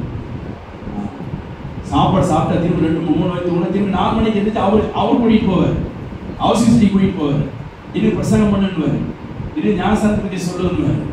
கர்த்தருக்கு ஸ்தோத்திரம். வீட்டுக்கு கூட்டு போவார். அங்கே நீ போகணும், பஸ்ல போகணும், அலைஞ்சி வந்து சேர்ந்து 9 மணிக்கு படுத்தா அவ்வளோ தூக்கம் வரும். கர்த்தருக்கு எவ்வளோ பிரயாசங்கள். கர்த்தருக்கு ஸ்தோத்திரம். எதிர்ப்பு இருக்கும். ஒருத்தெல்லாம் போனா அந்த பேப்பர் ட்ராக்ஸ் வாங்கி அப்படியே நான் மடிச்சு அப்படியே முகத்தை எறிகிறேன், அந்த பிரதருடைய முகத்துல. கர்த்தருக்கு ஸ்தோத்திரம். இதுதான் நான் ஊழியம். இவையெல்லாம் கற்றுக்கொள்ளணும். ஒரு தடவை என்னை அனுப்பிவிட்டார் பாடுறேன்னு அந்த பாஸ்டர். இன்னைக்கு என்னை அனுப்பிவிட, எங்க அப்பாவோட நீங்க போங்க, அவர் ரொம்ப வயசானவர், நீங்க இருக்கே, நான் போய் வந்துடுறேன். என்ன தெரியல, ரேஷன் கடைக்கு போய் ரேஷன் வாங்கிட்டு வரணும். அவங்க சொந்த ஊர்ல போய், இவர் தேன்கனிக்கோட்டை என்ற ஒரு ஊர்ல டவுன்ல இருக்கிறார். ஆனா அவங்க அப்பா இருந்த கிராமத்துல போய் ரேஷன் வாங்கிட்டு வரணும், 10 கிலோ அரிசி வாங்கிட்டு வரணும், ஏற்றி பஸ்ல ஏற்றி வீட்டுக்கு கொண்டு வரணும். இதுதான் ஊழியம். மைக் பிடிக்கிறது ஊழியம் இல்ல, பாட்டு பாடுறது ஊழியம் இல்ல, பிரசங்கம் பண்றது ஊழியம் இல்ல. எத்தனை பேர் பரிசுத்தவான்களுக்கு நாம ஊழியம் செய்யறோம். பாஸ்டர் ஃபெலோஷிப்ல வரும்போது நான் இருந்தா கர்த்தருக்கு ஸ்தோத்திரம், மூத்த ஊழியர்கள் வருவாங்க. பாஸ்டர் ராஜமணின்னு ஒரு ஊழியர் இருக்காரு, இன்னைக்கு இருக்க அசம்பிளி சாப்பாடு இருக்கிறார். ஃபெலோஷிப் முடிஞ்ச உடனே போய் தண்ணி ஊத்துனேன். அவர் சொல்றாரு, இப்படியா தண்ணி ஊத்துறது, கை செக்க சேவை இப்படியா தண்ணி ஊத்துறது. நடுக்கமா இருக்கும், பயமா இருக்கும். பெரிய பெரிய தலைவர்களா இருக்கிறாங்க, அவங்க கிட்ட எல்லாம் நின்று பார்த்து பேசி பண்ணி அவங்க முன்னாடி பிரசங்கம் பண்ணி கர்த்தருக்கு ஸ்தோத்திரம். அவங்க கிட்ட எல்லாம் பேர் எடுத்து வரணும்னு நமக்கு சாதாரணமான காரியமா? பரிசுத்தவான்களுக்கு ஊழியம் செய்யணும், பரிசுத்தவாட்டிகளுக்கு ஊழியம் செய்யணும். ஊழியம் அவங்களுக்கு முதல்ல ஊழியம் செய்யணும். எத்தனை பேர் நீங்க செஞ்சு பாருங்க. கர்த்தர் உங்களையும் உங்கள் பிள்ளைகளையும் கர்த்தர் வர்த்திக்க பண்ணி ஆசீர்வதிப்பார் என்பதில் எந்த சந்தேகமுமே இல்லை. ஊழியம் என்பது முதல் அங்கதான் துவங்கணும், பணிவிடையில தான் துவங்கணும், சாம்பார் ஊத்துறதுல தான் துவங்கணும். கர்த்தருக்கு ஸ்தோத்திரம். இடுப்புல துண்டை கட்டிக்கிட்டு சமைக்கணும், கர்த்தருக்கு ஸ்தோத்திரம். விசுவாசத்துக்கு பரிமாறணும், இதுதான் பணிவிடைகள் ஊழியம். கர்த்தருக்கு ஸ்தோத்திரம். இவைகள் எல்லாம் ஊழியங்களை செய்யணும். நல்ல ஊழியத்தில் அடிப்படணும். பவுல் சொன்னாரே, நான் அநேக தரம் அடிப்பட்டவன், அநேக தரம் அடிப்பட்டவன். நல்ல ஊழியத்தில் அடிப்படணும், செம்மையா அடிப்படணும். கர்த்தருக்கு ஸ்தோத்திரம். ஊழியத்தில் செக்கையா புளியப்படணும், அனுபவங்களை பெற்றுக்கொள்ளணும். அது ஒருத்தர் கை கீழே இருந்து செய்யும் போது எல்லாமே வரும். ஊழியம் ஆசீர்வாதமா மகிமையா இருக்கும், சந்தோஷமா இருக்கும், மகிழ்ச்சியா இருக்கும். அல்லேலூயா. அதாவது கிறிஸ்துவுக்கு ஊழியம் செய்யணும். இரண்டாவது, பரிசுத்தவான்களுக்கு ஊழியத்தை செய்ய வேண்டும். பரிசுத்தவான்களுக்கு ஊழியத்தை செய்ய வேண்டும். மோசேக்கு யோசுவா ஊழியக்காரனா இருந்தான், எலியாவுக்கு எலிசா ஊழியக்காரனாக இருந்தான் என்று வாசிக்கிறோம். பவுலுக்கு தீமோத்தேயு, தீத்து, எப்பாப்ரா இவங்கெல்லாம் பவுலுக்கு ஊழியக்காரர்களாக தன் பெறாத பிள்ளைகளாக பாவித்து ஊழியக்காரர்களாக இருந்தார். தீமோத்தேயு சொல்றாரு, தீமோத்தேயுவே, மாறி காலத்துக்கு முன்பாக நீ வந்துரு. நீ வரும்போது காப்பு என்கிற ஒன்று வசந்திருக்கிற தோல் சுள்ளையும் என் அங்கியையும் என்ன செய்ய, சில புஸ்தகங்களை என்ன செய்ய கொண்டு வா, சீக்கிரமா இடத்துக்கு வரும்படி ஜாக்கிரதைப்படு. தீமோத்தேயு எல்லாம் இருந்தாரு, பவுலோட இருந்தாரு, தீத்து பவுலோட இருந்தாரு. அதனால அவங்களுக்கு 2 நிருபங்களை எழுதினார், போதக நிருபங்களை எழுதினார். போதிக்கிற நீங்கள் எப்படி இருக்கணும் எழுதி கொடுத்தாரு. எங்களுக்கு வந்துருங்கப்பா, வந்துட்டு சீக்கிரமா வந்துருங்க, சீக்கிரமா வந்துருங்க. லூக்கா மாத்திரம் என்னோடு இருக்கிறான். இந்த உலகத்தின் மேல் ஆசை வைத்து இவ்வுலகத்தின் மேல் ஆசை வைத்து என்னை விட்டு போயிட்டான். லூக்கா மாத்திரம் என்னோட இருக்க, தீமோத்தேயுவே நீ சீக்கிரமா வா, மாறிக்கிறது முடி வந்து சேரு, வரும்போது இதெல்லாம் எடுத்துட்டு வா. நான் எவ்வளவெல்லாம் சகித்தேன், எவ்வளவெல்லாம் பாடுபட்டேன், எவ்வளவெல்லாம் கஷ்டப்பட்டேன், அதெல்லாம் நீ பார்த்திருக்கிறியே, அறிந்திருக்கிறியே சொல்றாரு. பரிசுத்தவான்களுக்கு பவுலுக்கு இவளெல்லாம் ஊழியம் செய்தார்கள். எலியாவை தேவன் அனுப்பிட்டார் ஒரு விதவையிடத்திற்கு. அவ என்ன பண்ணானா, தனக்கு இருந்த கொஞ்சம் மாவையும் தனக்கு இருந்த கொஞ்சம் எண்ணெய் எடுத்து அது அப்பத்தை சுட்டு முதலாவது எலியாவுக்கு என்ன செஞ்சாராம், கொடுத்தாள் என்று வாசிக்கிறோம். ஊழியம். கர்த்தருக்கு ஸ்தோத்திரம். கனம் பொருந்திய ஸ்திரீனிடத்துல எலிசா அனுப்பப்பட்டான். அங்க போனோம்னா என்ன பண்ணாது, அவள் அடிக்கடி நம்மளுக்கு வந்து போகிற இவர் தேவனுடைய பரிசுத்தவான் என்று காண்கிறேன் என்று சொல்லி மேலே ஒரு அறை கட்டி கட்டிலை போட்டு குத்தி உடைக்க வச்சு மேஜையை வச்சு ஒரு வரும்போதெல்லாம் என்ன செய்யட்டும், சாப்பிட்டு விட்டு போகட்டும் என்று சொல்லி தன் கணவனிடத்துல சொல்லி அங்கே அங்கீகாரம் பெற்று கவனித்தார் என்று வாசி. இதெல்லாம் ஒரு ஊழியம். எலிசா வர்றாருன்னு ரூம் கிளீன் ஆயிரும். எலிசா வர்றாரு தங்கணுமே, மேஜை கிளீன் ஆயிரும். அவர் தங்குவதற்கு பெட் கிளீன் ஆயிரணும், சாப்பாடு ரெடி ஆயிரணும். எத்தனை பேர் இந்த ஊழியம் எல்லாம் செய்றீங்க? அப்படி செய்ய மறந்துருந்தீங்கன்னா, செய்யாம இருந்திருந்தீங்கன்னா, இன்னைக்கு அந்த பரிசுத்தவான்கள் செய்கிற ஊழியத்தை முதலாவது உங்க வீட்டுல ஆரம்பிங்க. உங்களுக்கு அது துவங்கட்டும், உங்கள் பிள்ளைகளிடத்திலிருந்து அது துவங்கட்டும், இது கேட்கிற யாரிடத்திலிருந்து அது துவங்கட்டும். அல்லேலூயா, அல்லேலூயா. கர்த்தருக்கு ஸ்தோத்திரம் உண்டாவதாக. உங்க பிள்ளை பாஸ்டருக்கு முன்னாடி நின்று ஊழியம் செய்யறானான்னு பாருங்க. செய்யலனா ஏன் செய்யாம இருக்கிற, போய் நில்லுன்னு சொல்லுங்க. கர்த்தருக்கு ஸ்தோத்திரம். அனுப்புங்க, உங்க பிள்ளைகள் ஊழியம் செய்யட்டும். பெண் பிள்ளைகளான ஆண் பிள்ளைகளான ஊழியம் செய்யட்டும். முதலாவது நீங்க ஊழியம் செய்யுங்க, அவங்களும் செய்வாங்க. கர்த்தருக்கு ஸ்தோத்திரம். முதலாவது கிறிஸ்துவுக்கு ஊழியம் செய்யணும், இரண்டாவது பரிசுத்தவான்களுக்கு ஊழியம் செய்யணும், மூணாவதாக தேவனுடைய ஆலயத்துக்கு ஊழியம் செய்யணும். 1 நாளாகமம் 25:6 1 நாளாகமம் 25ஆம் அதிகாரம் 6வது வசனம். 1 நாளாகமம் 25:6. இவர்கள் மேல 5ஆம் வசனம். இவர்கள் எல்லாரும் ஏமானின் குமாரர்களாக இருந்தார்கள். தேவன் ஏமானுக்கு 14 குமாரரையும், எவ்வளவு பெரிய குடும்பம், 14 குமாரர், 14 குமாரையும் 3 குமாரத்திகளையும் கொடுத்தார். யாருக்கு? ஏமானுக்கு கொடுத்தார்.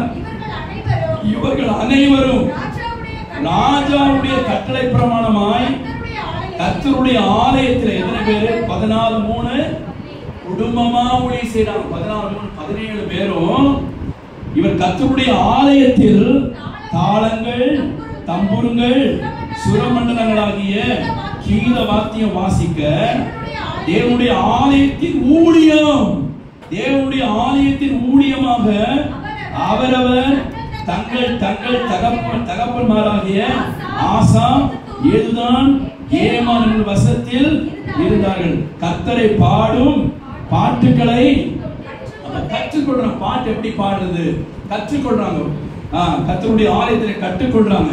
எப்படி தாளங்களை வாசிக்கிறது, எப்படி தம்புருகளை வாசிக்கிறது, எப்படி சுரமண்டலத்தை வாசிக்கிறது, கர்த்தரை பாடல பாட்டுகளை எப்படி கற்றுக்கொண்டு நிபுணரான தங்கள் சகோதரோடு கூட அவர்கள் நக்கத்திற்கு 288 பேராக நிபுணர்களாக மாறணும். கர்த்தருடைய ஆலயத்தில் நிபுணர்களாக மாறுவதற்கு பாட்டுகளை கற்றுக்கொண்டார்கள். தாளங்களை வாசிப்பதற்கு, சுரமண்டங்களை வாசிப்பதற்கு, கீத வார்த்தைகளை வாசிப்பதற்கு அதை தேவனுடைய ஆலயத்தில் ஊழியமாக கருதினார்கள். கையை வைத்து அல்லேலூயா சொல்லுங்க. அல்லேலூயா. உங்கள் குடும்பமா வந்து ஆண்டவருக்கு கர்த்தருக்கு ஸ்தோத்திரம், நீங்கள் தேவனுடைய ஆலயத்துக்கு ஊழியம் செய்ய வேண்டும். அல்லேலூயா. தேவனுடைய ஆலயத்தின் ஊழியமாக செய்தார்கள். நீங்கள் எல்லாம் தேவனுடைய ஆலயத்திலே ஊழியம் செய்யணும். சேர் நல்லா இல்லையா, தள்ளி வைங்க. ஒரு வரிசை கிரமம் இல்லையா, கிரமப்படுத்துங்க. கர்த்தர் வர்றாரா, அவர் இடம் கொடுத்து பணிமொழி வேலைகளை செய்யுங்க. கர்த்தர் கீழே ஒரு பேப்பர் கிடக்குதா, எடுத்துக்கொண்டு போய் குப்பையில போடுங்க. போகும்போது ஒரு மேட்டு சரியில்லாம இருக்கா, மேட்டை சரி பண்ணிட்டு போங்க. கர்த்தர் ஒரு லைட் எரியலையா, அந்த லைட் எரிய வச்சுட்டு போங்க. கர்த்தருக்கு ஸ்தோத்திரம். தண்ணீர் வரலையா, தண்ணீர் வரலையா, தண்ணீர் ஏன் வரலன்னு பாருங்க. கர்த்தருக்கு ஸ்தோத்திரம். அது என்னன்னு காரியம் பாருங்க. ஒரு ஸ்பீக்கர் எப்படி இருக்குன்னு பாருங்க, ஒரு மைக் எப்படி இருக்குன்னு பாருங்க. இனி ஒண்ணுமே நல்லா இல்ல, எதுவுமே அது சொல்லிட்டே இருக்கிறது ஊழியம் இல்ல. கர்த்தருக்கு ஸ்தோத்திரம். அது நம்ம பண்ணிட வேண்டியதானே. கர்த்தருக்கு ஸ்தோத்திரம். அதை சொல்லக்கூடாது. அதுக்கு பதிலா இது இப்படி வச்சு எப்படி இருந்தா எப்படி இருக்கும், அப்படி இருந்தா எப்படி இருக்கும். கர்த்தருக்கு ஸ்தோத்திரம். தேவனுடைய ஆலயத்தின் ஊழியமாக செய்யுங்கள். கர்த்தருக்கு ஸ்தோத்திரம். முன்னாடி ஒரு ஃபேன் ஓடலையா, போட்டு விடுங்க. கர்த்தருக்கு ஸ்தோத்திரம். லைட் எரியா, போட்டு விடுங்க. ஒரு ஸ்கிரீன் விலகி இருக்கா, அதை சரி பண்ணுங்க. சும்மா வந்துட்டு அப்படியே எந்திரிச்சு போகிறது இல்ல. தேவனுடைய பிள்ளைகளே, நீங்கள் இங்க வரும்போதெல்லாம் ஊழியம் செய்யணும். அல்லேலூயா. ஊழியம் செய்யணும். கற்றுக்கொள்ளுங்கள். கம்ப்யூட்டரை கற்றுக்கொள்ளுங்கள். எப்படி ப்ராஜெக்டர் போடுவது, உங்கள் பிள்ளைகளை கற்றுக் கொடுக்க சொல்லுங்கள். ஒருவர் போனா இன்னொருவர் வாசிக்கலாம். கற்றுக்கொள்ளுங்கள். கீபோர்டை கற்றுக்கொள்ளுங்கள். மிருதங்கத்தை பேடை கற்றுக்கொள்ளுங்க. உங்க பிள்ளைகளுக்கு அவைகளை வாங்கி கொடுங்க. அவையெல்லாம் உங்கள் பிள்ளைகள் வந்து ஊழியமாக அதை செய்யட்டும். பணமில்லாத ஊழியம் இவைகள். வெளியிலிருந்து வாசிப்பதற்கு கூப்பிட்டா பணம் கொடுக்கணும். அது ஊழியம் இல்ல. அது வந்து வேலை. அது வந்து கூலிக்கு மாரடிக்கிற ஊழியம். அது எந்த ஊழியக்காரர் பணம் வாங்கினாலும் அதெல்லாம் ஊழியமே கிடையாது. கர்த்தருக்கு ட்ரூ அண்ட் ஃபேர் கொடுக்கலாம், முடிஞ்சது அவங்க கொடுக்கலாம். ரேட் பேசிட்டு வருது ஊழியம் இல்ல. இதெல்லாம் செய்யணும். கர்த்தருக்கு ஸ்தோத்திரம் உண்டாவதாக. நம்ம வீட்டை நம்ம எப்படி பராமரிக்கிறோம், நம்முடைய வாசஸ்தலத்தை எப்படி பராமரிக்கிறோம், அதே போல கர்த்தருடைய வீடாகிய ஆலயத்தை, கட்டிடத்தை, கூடாரத்தை நாம் பராமரிக்க வேண்டும், பழுது பார்க்க வேண்டும், அதை பாதுகாக்க வேண்டும். அது நாம் ஒவ்வொரு மேலும் விழுந்த கடமையாக இருக்கிறது. அல்லேலூயா. கர்த்தருக்கு மகிமை உண்டாவதாக. அந்த உடனே அப்படி நம்ம செய்யணும். 13-17 பேரு ஒரே குடும்பத்தார் கர்த்தருடைய ஆலயத்திலே அது ஊழியமாக செய்தார்கள். என்ன ஊழியம் செய்தார்கள்? அவர்கள் கர்த்தருடைய கட்டளை பிரகாரமாக கர்த்தருடைய ஆலயத்தில் தாளங்கள், தம்புருங்கள், சுரமண்டலாகிய கீத வாத்தியத்தை வாசிக்க தேவனுடைய ஆலயத்தின் ஊழியமாக, தேவனுடைய ஆலயத்தின் ஊழியமாக, தேவனுடைய ஆலயத்தின் ஊழியமாக அதை செய்தார்கள். தேவனுடைய ஆலயத்தில் ஊழியம் செய்யணும். தேவனுடைய ஆலய பிரகாரங்களில் உங்கள் பிள்ளைகள் இருக்கணும். நீங்களும் தேவனுடைய ஆலயத்தின் பிரகாரங்களில் வாசமா இருக்கிற மனுஷன் பாக்கியவான். தேவனுடைய ஆலய பிரகாரங்களிலே இருக்கிற மனுஷன் பாக்கியவான் என்று சொல்லியிருக்கிறது. நீங்க சபையை சுத்தியே வரணும், ஆலயத்தை சுத்தியே வரணும். கர்த்தருக்கு ஸ்தோத்திரம். சுத்தியே வரணும். பிரகாரங்களிலே வாசமாயிருங்கள். சுத்தியே வரணும். நான் இன்னைக்கு ஆலயத்தில் போய் ஊழியம் செய்யணும். கர்த்தருக்கு தாளங்களை வாசிக்கணும், கீத வாத்தியங்களை வாசிக்கணும், கை கொட்டணும், பாட்டு இன்னைக்கு பாடுற பாட்டுகளை கற்றுக்கொள்ளணும். நல்லா இருக்கிற பாட்டு இதை கற்றுக்கொள்ளணும், வசனங்களை கற்றுக்கொள்ளணும். இதெல்லாம் ஒரு ஊழியம். நான்காவதாக பிலிப்பியர் 2:22, பிலிப்பியர் 2வது அதிகாரம் 22வது வசனம். பிலிப்பியர் 2:22. தகப்பனுக்கு பிள்ளை ஊழியம் செய்வது போல அவன் என்னோட கூட, தீமோத்தேயை குறித்து பவுல் சொல்றார், அவன் என்னோட கூட சுவிசேஷத்தின் நிமித்தம் ஊழியம் செய்தான் என்று அவன் உத்தம குணத்தை நீங்கள். தகப்பனுக்கு ஊழியம் செய்வது போல அவன் எனக்கு ஊழியம் செய்தான். ஏற்கனவே பரிசுத்தவான்கள் ஊழியம் செய்கிறதுல தீமோத்தேயு இருந்தார் என்று வாசிக்கிறோம். அதுக்கு முன்னாடி என்ன வாசிக்கிறோம்? தகப்பனுக்கு பிள்ளை ஊழியம் செய்வது போல. அப்படின்னா தகப்பனுக்கு ஒவ்வொரு பிள்ளையும் ஊழியம் செய்யணும், வேலை செய்ய வேண்டும். கைவிட்டு அல்லேலூயா சொல்லுங்க. அல்லேலூயா.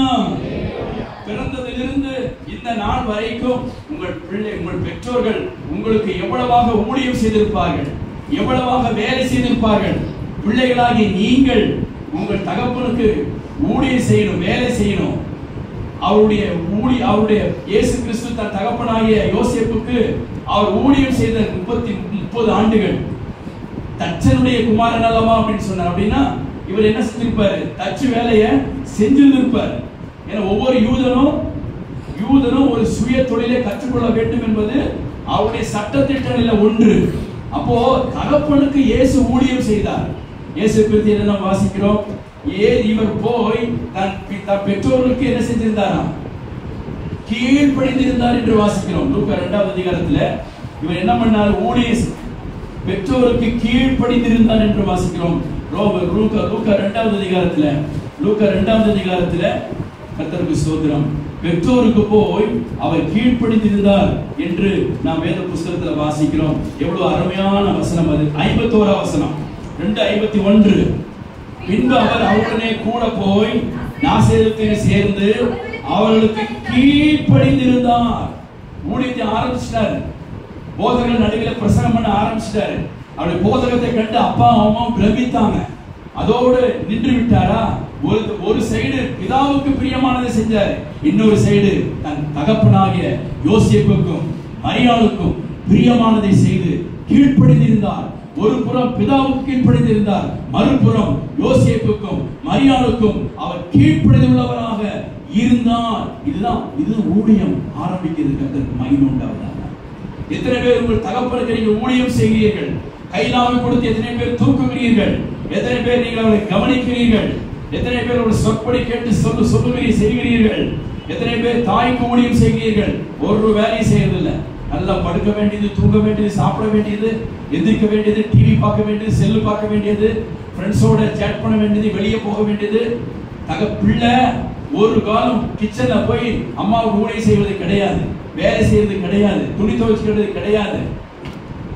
அம்மாவுடைய வேலையில முக்கால் வேலை யார் செய்யணும்? பிள்ளை தான் செய்யணும். கர்த்தருக்கு ஸ்தோத்திரம் உண்டாவதாக. படிப்பு இருக்கும், நல்லதான். படிப்பின் மத்தியில உங்க அம்மாவுக்கு ஊழியம் செய்யணும். மாமியாருக்கு ஊழியம் செஞ்சா ரூத், மாமியாருக்கு ஊழியம் செய்யணும். கர்த்தருக்கு ஸ்தோத்திரம். மாமியாரை தாங்கினால் ஊழியம் செய்யணும்.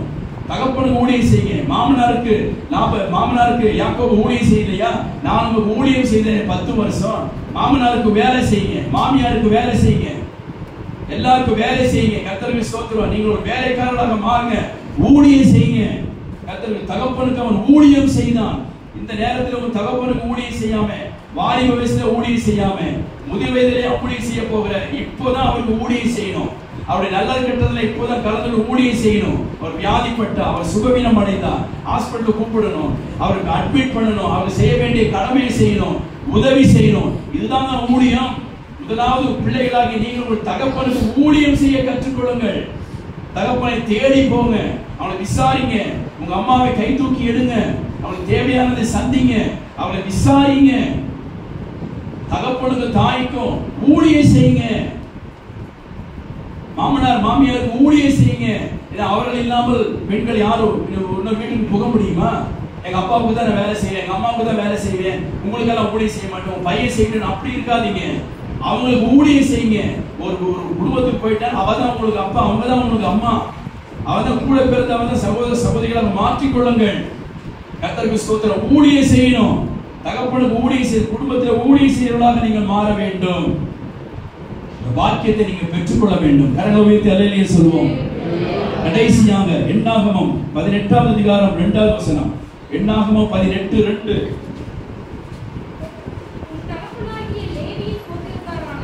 தகப்பனாகிய லேவியின் புத்திரரான கூடியிருக்கவும்